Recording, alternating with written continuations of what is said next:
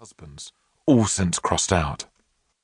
Mick, Steve, Dave, Hamish, Jeff, Amir, Dick, Steve P, Leroy.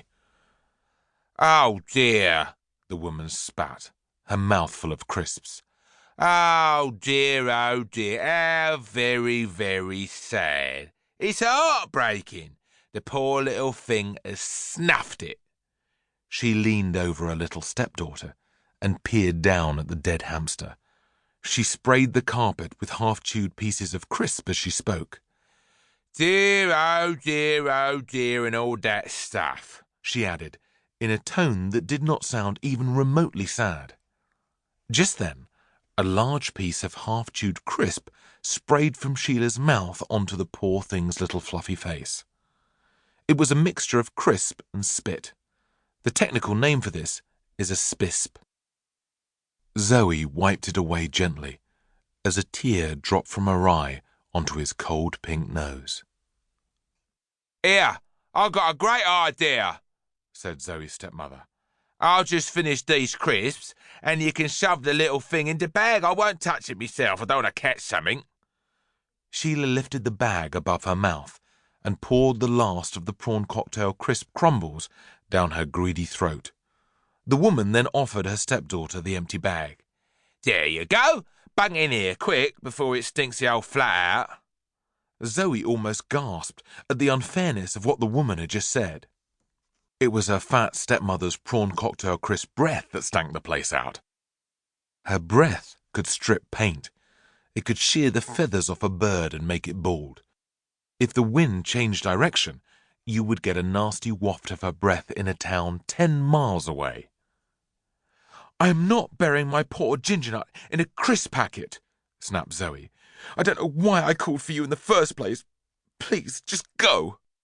"For goodness sake, girl," shouted the woman. "I was only trying to help. Ungrateful little wretch." "Well, you're not helping," shouted Zoe, without turning round. "Just go away, please." Sheila thundered out of the room and slammed the door so hard that plaster fell from the ceiling. Zoe listened as the woman she refused to call Mum trudged back to the kitchen, no doubt to rip open another family-sized bag of prawn cocktail crisps to fill her face with. The little girl was left alone in her tiny bedroom, cradling her dead hamster. But how had he died? Zoe knew that Gingernut was very young, even in hamster years. Could this be a hamster murder? She wondered. But what kind of person would want to murder a defenseless little hamster? Well, before this story is over, you will know. And you will also know that there are people capable of doing much, much worse. The most evil man in the world is lurking somewhere in this story. Listen on, if you dare.